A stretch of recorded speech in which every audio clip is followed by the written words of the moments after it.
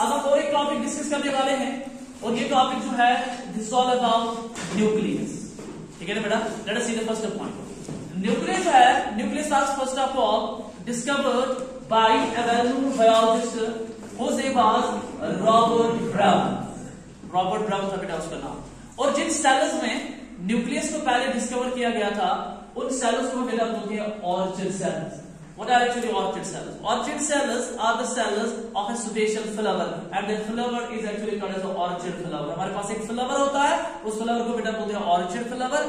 उसी orchid flower की जो सेल्स होती हैं उन्हीं में पहले इस रॉबर्ट ब्राउन ने इस न्यूक्लियस को बेटा डिस्कवर किया था। Very easy concept. Second point आप याद रखेंगे। Now let us see most important point is nucleus is also called as the commanding officer of the cell. I will write down here or. It is also called as the director. It is also called as the director of the cell. It is also called as the director of the cell. Now we will see why it is called the commanding officer of the cell or why it is called the director of the cell. Because बेटा इसको मैं next slide पे ले लेता हूँ। Because आपके पास जो बेटा ये जो न्यूक्लियस होता है, न्यूक्लियस में ऐसे करके थ्रेड लाइक स्ट्रक्चर्स होते हैं। In thread-like structures को हम बेटा क्या बोलते हैं? These thread-like structures are simply called as the chromosomes. These are बेटा called as the chromosomes. So this is your chromosome. Now this chromosome contains this red-like spiral-like structure that I have drawn inside, and that is actually called as the what? This is actually called as the DNA. This is actually called as the DNA. You will keep in mind that a chromosome, each chromosome is actually divided into two arms. One is having this short arm and second is having this long arm. This short arm is always represented by an alphabet that is called P, while long arm is represented by Q. I have told you so many times why it is represented by P and Q. Because P means petail. P का मतलब क्या हुआ? तो ये जो है ये आपके पास short arm है P and this one is what we call as a Q. P का मतलब क्या हुआ? It stands for P-E-T-I-T-E, petail. And petail is a French word. That means what? That means short. And after the P, which alphabet comes? Q. Okay? Now let us see why nucleus is called the commanding officer of the cell or the director of the cell. Because nucleus contains these thread-like structures. Those thread-like structures are what called? These are actually called as the chromosomes. इनको हम बेटा बोलते हैं chromosomes. और इस chromosome के अंदर आपका एक डबल स्ट्रैंडेड मॉलिक्यूल होता है। इसी डबल स्ट्रैंडेड मॉलिक्यूल को हम क्या बोलते हैं? This is actually called as a DNA. अब ये जो डीएनए होता है, डीएनए के जो बेटा स्पेशल सेगमेंट्स होते हैं, उन स्पेशल सेगमेंट्स को हम बेटा बोलते हैं genes. Those are simply called as a genes. So what is a gene? Gene is simply defined as a segment of DNA which is able to make its product, and that product is what we call as a protein. That is actually called as a protein. उसको हम बेटा बोलते हैं protein. Once protein is actually what? You'll always keep in mind. Protein is actually a polymer of amino acids which are linked by a special bond, and that bond is called a peptide bond. उसको बेटा बोलते हैं peptide bond. Once the protein is formed, this protein is able to control all the characters. This is able to control all the characters in the cell. Characters in the cell. So that is why we say that this nucleus is called the commanding officer of the cell or the director of the cell. I will again repeat. If I will tell you why nucleus is called the director of the cell, you will directly say that because nucleus contains thread-like structures. Those thread-like structures are called chromosomes. Chromosomes contain our genetic material. That genetic material is called DNA. And the special segments of the DNA, those are actually called beta as what? Genes. Gene is what? Gene is a segment of DNA that is able to make a protein. And protein is able to control all the characters in the cell. What the cell has to do, what the cell has not to do, it is actually controlled by these what we call the special segments of the DNA. Those segments are called as what? Genes. Let me tell you some examples so that you can get the concept in a very accurate manner. For example, we have come across you have a cell organelle in the cytoplasm that is called a mitochondria. Mitochondria is what called? Powerhouse of cell. So in order to make ATP, the mitochondria needs proteins. And where from these proteins will come? Some of the proteins will be made by the mitochondrial DNA. Because I told you, mitochondria is called a semi-autonomous cell organelle. But some of the proteins will came from the DNA that is present within which? That is present within the nucleus. Another example, let me give another example. We have come across that the societal values of the cell are called lysosomes. Lysosomes contain what? Shabash? They contain different kinds of hydrolytic enzymes. Enzymes are actually what? Enzymes are actually proteins. And where from these proteins will be made? Genes. Genes are a part of DNA. So I need to say that the survival, that means the functions of the lysosomes are dependent upon the enzymes. And those enzymes are actually proteins. And those proteins are actually made by the segments of the DNA. And that DNA is present within what? Chromosome. And chromosome is present within the nucleus.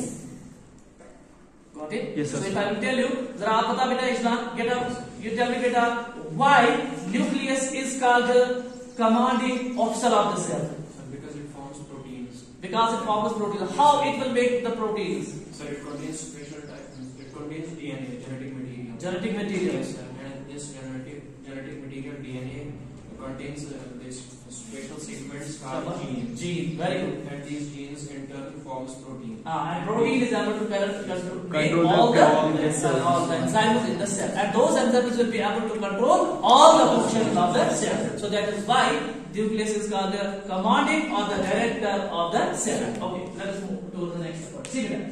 If you look towards the nucleus, you have let me draw the diagram of this. Don't draw the diagram. Let me cut it. But I will cut like that. I did show that we have already made this diagram. So this is actually called. If you look towards the structure of this what we call as the nucleus. Your nucleus is actually composed of 4 parts. It is actually composed of 4 parts. The first part is like that. See, this is actually called. This is the double layered membrane. This is actually called as a nuclear membrane. This is actually called as a nuclear membrane. So this nuclear membrane, as you can see from the diagram, that sun has made it a double layer. This outer layer will be called as a what? This is actually called as ecto. This is actually called as ectokaryote. Karyotheca. This is the ectokaryotheca.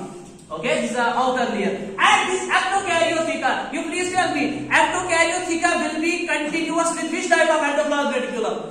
Rough endoplasmic reticulum. So it will be continuous with the rough endoplasmic reticulum. This white part, this is actually called as the what beta? This is called endokaryote. Karyotheca. Endokaryotheca. You know, the first part, your nucleus is actually divided into 4 parts. The first part is what called? That is actually called as the nuclear. That is beta called as the nuclear membrane. Nuclear membrane. You know, this nuclear membrane, this is also called, look at the board. This nuclear membrane, it is also called as a karyotheca. It is also called as a karyotheca. Karyotheca. This is also called as a karyotheca. Why it is called karyotheca? Because the term karyotheca is derived from 2 words. One is karyo. Karyo is related with nucleus. Theca simply means cow. So your nucleus is divided into 4 parts. First part is what we call the nuclear membrane. Nuclear membrane is also called the karyotheca. It is what, as you can watch from the diagram, it is beta ectomolecular. It is a double layered structure. ये होता है बेटा 2 layers का ये बना हुआ होता है. इसका जो outer layer होता है, that is actually called as the what beta? That is called as the ectokaryotheca. It is always continuous with rough endoplasmic reticulum. While this endokaryotheca, it is the inner layer of this what we call as the nuclear membrane. But you will always keep in mind, there's a very important point I'm going to mention, I'm going to discuss. You see, let me proceed to the okay. This is always continuous with a network of mesh-like structures. You know what this mesh-like structure is called? This is actually called the nuclear. This is actually called as the nuclear lamina. Nuclear. This is called a nuclear lamina. And what is the function of nuclear lamina? It gives structural stability to the nucleus. It gives structural stability to the nucleus. So if I will pose you a question, what is the difference between ectokaryotheca and endokaryotheca? Ectokaryotheca is present on the outer side. It is towards the this ectokaryotheca. It will be towards the nucleoplasm or towards the cytoplasm. Cytoplasm. This will be towards the Nucleus. First, it is attached with which type of endoplasmic reticulum? Rough endoplasmic reticulum. It is attached with what? Nuclear lamina. Those are called nuclear lamina. Okay, got it? Now, if we look towards closely this diagram, I have made that there are special types of pores. There are special types of pores that are present on the nuclear membrane, and those pores are actually called what? Those are actually called as a nuclear. These are actually called as a nuclear pores. And one of the most important questions that has been asked in so many competitive examinations is that these nuclear pores, इनकी जो shape होती है वो बेटा क्या होती है? You'll always keep in mind they are always octagonal in shape. ये octagonal in shape होते हैं बेटा. ठीक है ना बेटा? तो ये आप याद रखिए. और अगर आपसे पूछा जाए कि एक न्यूक्लियस का जो न्यूक्लियर मेम्ब्रेन होता है उससे बेटा कितने न्यूक्लियर पोर्स होते हैं, तो नंबर में इनका आपको देता हूं, वो होता है 1k to 10k. 1k to 10k. You have got it. 1k means what? 1000 to 10,000 nuclear pores होते हैं इसमें. This is very important to remember. So what we are discussing, the first part of the nucleus is called the nuclear membrane. Nuclear membrane. Now let us revise it. Nuclear membrane is also called karyotheca. It is what? Double layered membrane. Made up of what? Ectokaryotheca and endokaryotheca. Ectokaryotheca is continuous with rough endoplasmic reticulum. This area will be loaded with what we call as a ribosomes. And ribosomes are attached with the IR, with the help of a Ribofurine. That has been asked in the NEET examination. So this is endokaryotheca. Endokaryotheca is continuous with what? Nuclear lamina. Next point we are discussing that this nuclear membrane contains a special type of pores. Those pores are what called as nuclear pores. And nuclear pores, what is they are octagonal in shape. What is their number? 1 to 10,000. Now, if I will tell you what is the function of why there are nuclear pores present. See, look towards now. I'm going to discuss a very important point with you. Look towards the board. Focus on the board. See, for example, beta, you know this is the nuclear plasm. This is the nuclear plasm. I told you that nucleus is the center that is responsible for two important mechanisms. One is called DNA replication and second is called transcription. DNA replication का मतलब क्या होगा? Let me note right now. For example, this is your DNA. When DNA is formed from the DNA, we call this mechanism as the DNA replication. Once the DNA replication is completed, you know, from the DNA another single stranded molecule is formed. That is actually called as a mRNA. Messenger ribose nucleic acid. Once at this process, the formation of the mRNA from the DNA, this is actually called as the transcription. This is called transcription. Okay. Now, another process operates here. That's very important, and that operates in the cytoplasm, and that process is called translation. Translation means formation of the proteins from the mRNA. See, you have the cytoplasm outside. You are aware about that. For example, let me make this. This is your this ribosome. This is made up of a smaller subunit and larger subunit. Now, ribosomes are called protein factories of the cell. But in order to make the proteins, this mRNA molecule should come out from the nucleoplasm. So how it will come out? This mRNA will directly come out through these special type of pores, and those pores are called the nuclear pores. So I have given an example, a fruitful example, that the molecule, for example, that comes out from the nucleoplasm into the cytoplasm is what we call mRNA. This is called mRNA. Second very important molecule that came out from this what we call as through these nuclear pores. You know, there is another very important structure here. Let me highlight like that. This you know, this what is called. This is actually called nucleolus. This is actually called nucleolus. This is actually called as a nucleolus. And you know what is nucleolus? Nucleolus is a spherical-like structure which is present within the nucleoplasm, and you know what it makes? It makes a special type of RNA, and that is actually called as a rRNA. It makes rRNA, and you know rRNA means what? Ribosomal ribose nucleic acid. If I will pose your question, a type of RNA which is formed in the nucleolus is called what? rRNA. Now, why it is called rRNA? Because R means ribosomal. That means it will be associated with what? With a ribosome. So it has to also come out into the cytoplasm in order to form what, beta? Ribosomes. Got it? Got it or not? I'm going to repeat again the thing. This is a nucleoplasm. This is formation of DNA from the DNA replication, formation of mRNA from the DNA transcription.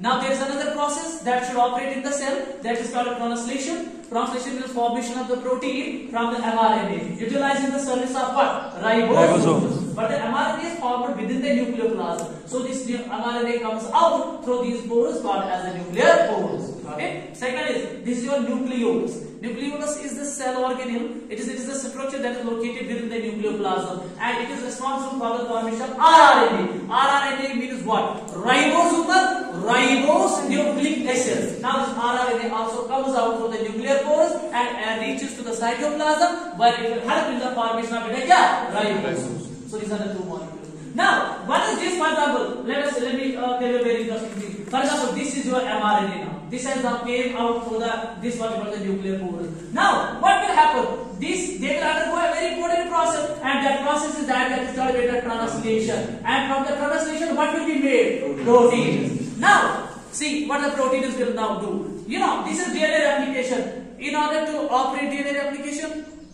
you need a set of proteins. You need, for example, helicases. You need DNA polymerases. You need single-stranded binding proteins. That a set of proteins is used for the DNA replication. Same is the case. A set of proteins is required for the transcription. But the question arises, where from these proteins will be made? These proteins will be made where? They will be made in the cytoplasm. And then through the nuclear pores, these will enter into the nucleoplasm, where they will help in either the DNA replication or in the transcription. Okay, this is the concept of what we call the nuclear membrane. Tomorrow, inshallah, I will be discussing another very important part, that is called a nucleoplasm. And the nucleoplasm contains which structure? Those are actually called chromatin fibers. Chromatin is actually of the two types. We have the EU chromatin, then we have the heterochromatin, and lastly we will discuss this what we call the nucleolus. Okay, stop it.